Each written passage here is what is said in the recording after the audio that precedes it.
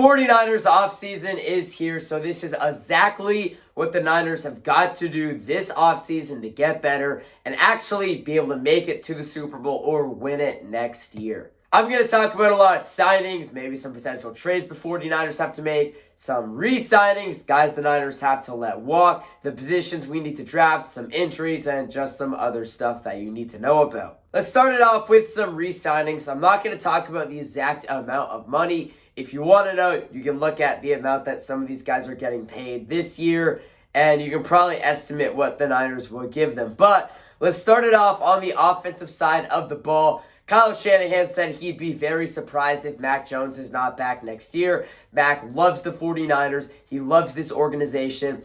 I'm almost positive he wants to come back and be a backup. I think the 49ers re-sign Mac, probably give him like 1 year, $3 million. Two other guys the Niners will bring back and need to bring back. We absolutely have got to bring back Kendrick Bourne. He's good for team morale. Obviously, we've seen what the guys like around Demarcus Robinson. They're best friends. And he's just a great guy to have in the locker room. He's also a very solid wide receiver to have. He's going to come in. He's going to make a catch or two every game. He's a guy the Niners need to come back. And then Juwan Jennings. I mean, he was our wide receiver 1 this year, and reasonably so. I think we're definitely going to go out and get another wide receiver. I'm going to talk about it. There's going to be some stuff going on with Brandon Ayuk. I'll talk about that as well. The 49ers absolutely have to bring in Juwan Jennings. He's going to get a lot more money. He's probably going to get around $20 million a year. And then on the defensive side of the ball, there's a few guys that I think we should definitely bring back. One of those guys is Curtis Robinson playing as a linebacker. He's going to be like a second-string linebacker, but he was very good this year, and he stepped up when we needed him with all the guys that we had out. And then the other guy the Niners got to bring back is Kalia Davis. I still believe he's a game wrecker. He's, I believe, 26 years old. Definitely somebody that we have to bring back. Other re-signings the 49ers should make. We got to bring back Eddie Pinheiro. He had such a good season. Thomas Morstead is getting older. I believe he's turning 40 during next season. He's not a bad punter, though. I definitely think he was injured for a lot of this year. So if he gets healthy, we should re-sign him. If not, he's 40 and he's injured, so probably not. And then John Weeks, he's also going to turn 40 next year. He's a long snapper. The 49ers should bring it back. He had a very good season. And then there's some guys that we have got to let walk. On the offensive line, Ben Bartch is somebody I do not think the Niners should bring back. Spencer Burford is another offensive lineman I do not think the Niners should bring back. He just had a bad season. The guy's just not a great player.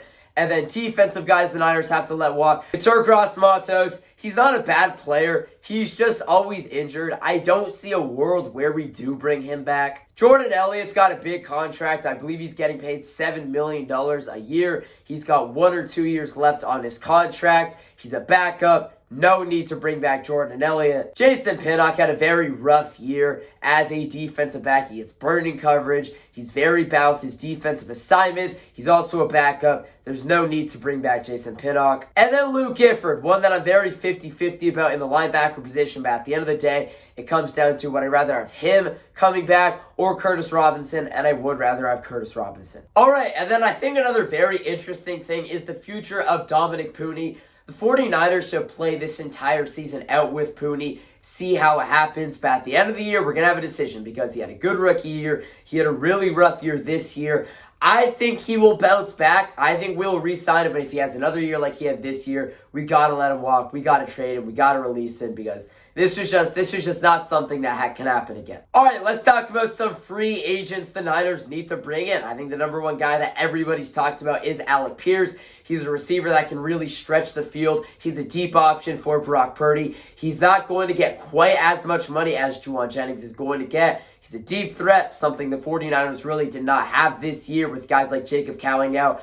Ricky Pearsall, also slightly a solid deep option as well. He missed a lot of games, but Alex Pierce is one of the best deep threats in the NFL. We saw it with Anthony Richardson. He has got to be a guy the Niners make a move for this offseason. The 49ers need to beef up this offensive line, add some other good vets to it. I think a name that the Niners can add at tackle is Dylan Rollins coming in from the Saints. I believe he was at the Bengals the year before. Very solid tackle. Bengals guard and center as well. Yep, that's right. He played center and guard. Lucas Patrick is a name the 49ers definitely have got to target this year. And then as far as it goes for the secondary, Tre'Davious White, I know he's probably going to re-sign with Buffalo. The Bills have loved him. He was with the Bills a few years ago, I believe. He went to the Ravens for a year, and he's back with the Bills this year. He's a corner that's very good in coverage and definitely a name the Niners to think about bringing in. The 49ers also have to make some contract adjustments. There's multiple guys I think the Niners will revise contracts with this offseason,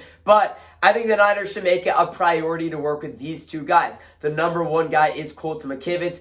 The Niners gave him so much money before the season started. I really didn't get it. He didn't have a bad season. He's a good player, but he's not quite worth the amount of money that we gave him. I think we're going to revise his contract, maybe give him $2 to $3 million less a year.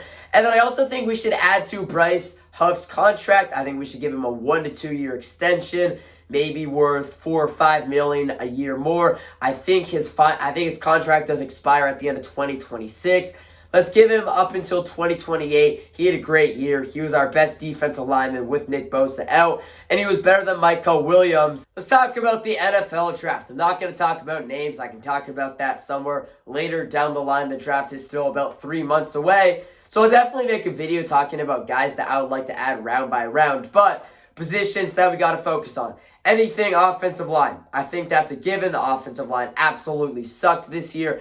I also think the Niners have to add a tight end. I'm going to talk about George Kittle and his injury. We got Tonjes coming back. We got Farrell coming back. We also signed Hayden Rucci to a future and reserves contract, I believe. So those are kind of our guys. Braden Willis, I believe, is not with the Niners anymore. So, yeah, we got some guys, but we will have to target a tight end. Maybe in the first round. Kittle also is getting older. Again, I'll talk about his injury, though.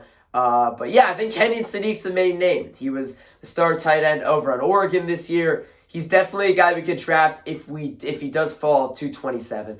And then another move I think the Niners need to make is either adding an edge or a safety. We will get a lot more healthy at edge and probably at safety as well this offseason, getting Nick Bosa, Michael Williams back. We're not super injured at safety, but we definitely need to draft a safety. All right, let's talk injuries and when we can expect some guys to be back. I think we should start with Fred Warner. Fred Warner will be fully healthy by training camp. He probably could have played in the game against Seattle. I'm sure right now he's fully healthy as it's been more than a week since that game. So Fred Warner will be fully good. Brandon Ayuk, this is a tricky one. I honestly don't know what to do with him. He's not going to be a Niner next year with how complicated his contract is and all the dates and the June 1st date for when we can release him.